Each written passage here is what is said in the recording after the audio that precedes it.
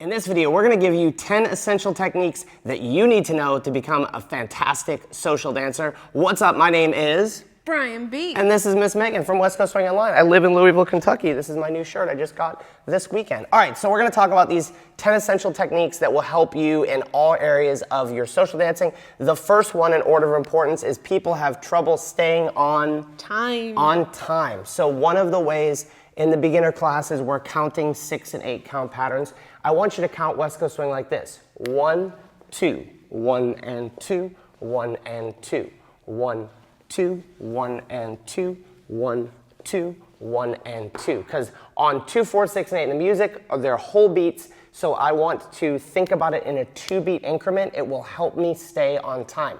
Number 2, we're going to talk about rhythm. And so Megan has a way to think about this. Talking about rhythms, you teach quicks and slows. Yes, so not exactly quicks and slows, whole beats and half beats. So if we're doing a sugar push, whole, whole, half, half, whole, half, half, whole, whole, whole, half, half, whole, whole, whole, half, half, whole. So you're going to use those 2-beat increments and halves and wholes to stabilize your bass patterns. But then one of the things that makes West Coast Swing tricky are triple steps. So I want to be able to master my triple, and I'm just springing this on Megan. What I want to do in my triple steps is Megan talks about half, half, whole, right?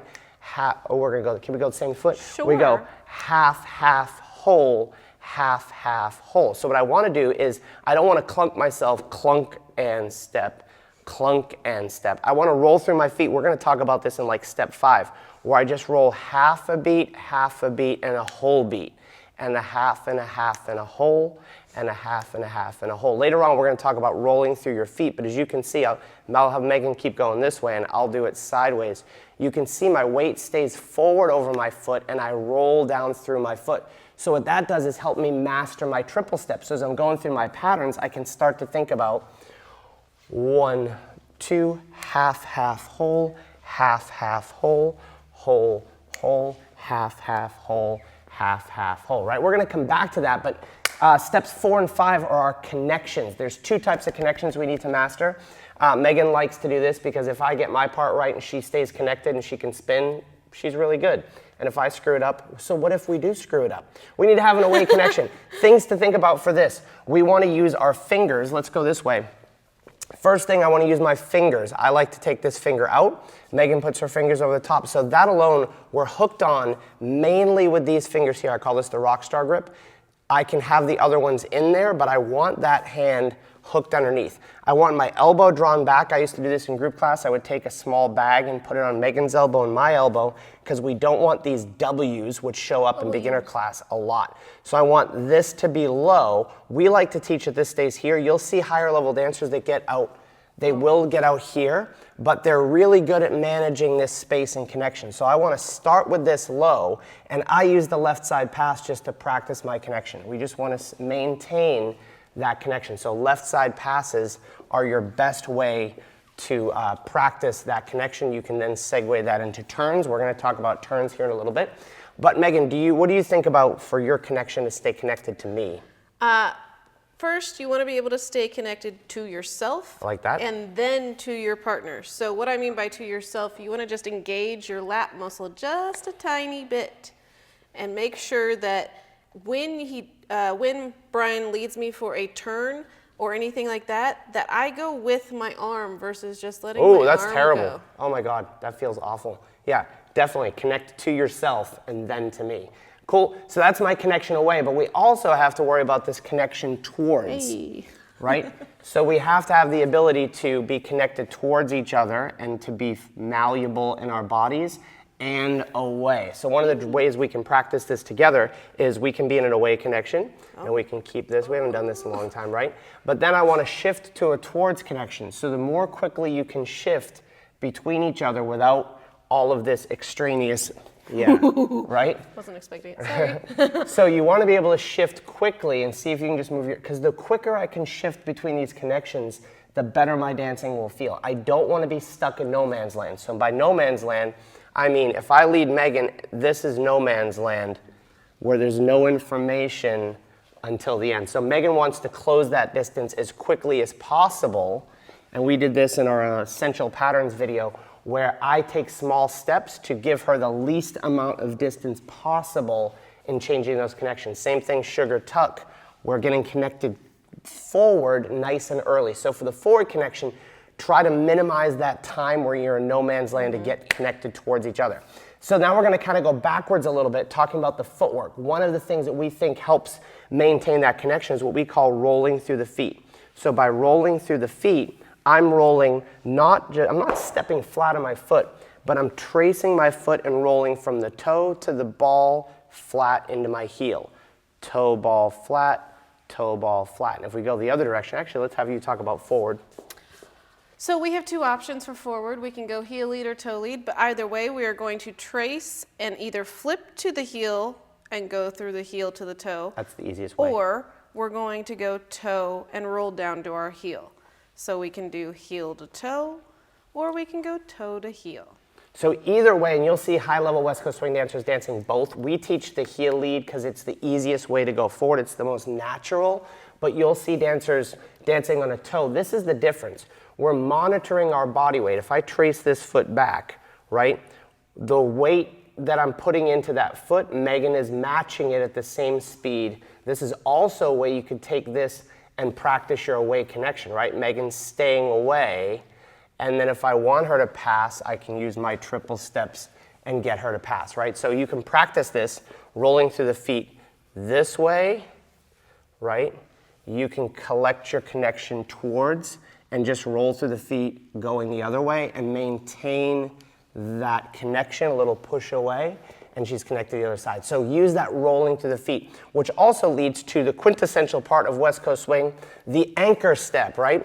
And I want you to think about the anchor step this way. It's not actually a step. I was watching a really cool high-level West Coast swing dancer today, and he was actually following, and almost every single anchor step, he didn't anchor away.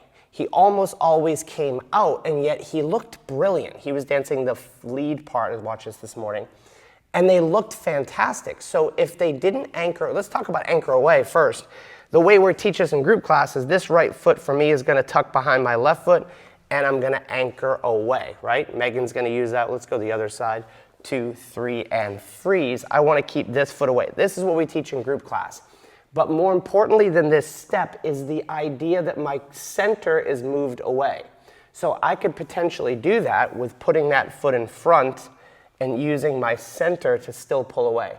That's your anchor step. That's what you want to do, is connect your center away at the end of the pattern so that you've got something, some tension between you to lead. So if I go 1, 2, 3, and 4, 1, 2, 3, and 4, we have a little bit of connection. I might do my beginner class anchor. I can't screw that up because my foot's behind. But if I did a 7 and 8 and crossed in 7 and 8, I want to be doing it in a way that I'm pulling my center away, so now I can lead my partner out. Anything to add to the anchor step discussion, Miss Megan? While attempting to do something more in front, make sure that you are maintaining that connection away, because if you go forward and that comes away, that's not maintaining that connection. But if you stepped forward, what would you have to do? Step forward, keep your weight pulled back, keep this pulled back, keep the arm pulled back, and now I have something to work off of. Cool? So that's number 8. Number 9 are your spins. Megan's a great spinner. If you as a follower don't spin well, or leaders, if you don't lead spins well, there's a lot of cool stuff in West Coast swing you're going to struggle with. So basic spin stuff. 1, I don't need to prep her. On 2, I need to prep my partner. So she's forward over that left foot before I pull this hand through. So I'm going to focus primarily on the leaders. Leaders, I want to make sure that she's prepared to spin over a step, over this foot, right? Now, by prepared, this side's ahead, this side's back. So when I pull this hand through, she has some speed. But for the followers, you have to think about what? Prepping yourself. Yes. In case I don't. So even if I don't get a prep from my leader, I will be thinking that's not a spin, but that's okay. So we have 1, 2. Even if this is a very small prep from your leader, how about that? You want to make sure that you want to get your right side back, because it's going to give you the momentum to get through your spin. So when we go walk, walk, you want to make sure that right side is back, and then this turn will be much, much easier. So there's your spins. And number 10, we have to master the art of musicality. We could talk for 2 hours on this, and we do in our course, The Ultimate Guide to Musicality. Actually, I'm gonna link up a cool musicality video here, but what I want you to do is start counting the music, not your pattern. So this is a big step from rhythm and timing. What I mean by that is, in the beginning, this is how beginner class goes. 1, 2, 3, and 4, 5, and 6. And 1, 2, 3, and 4, 5, 6, 7, and 8. I'm counting my patterns. What I want you to do is start just counting the music.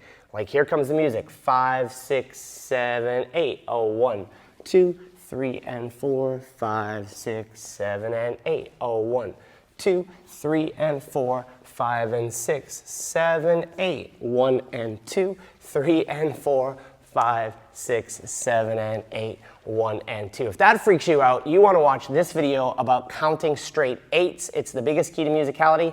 And if you want to learn how to practice West Coast swing alone using all these with a bunch of drills, watch this video right here, and we'll see you on the dance floor soon.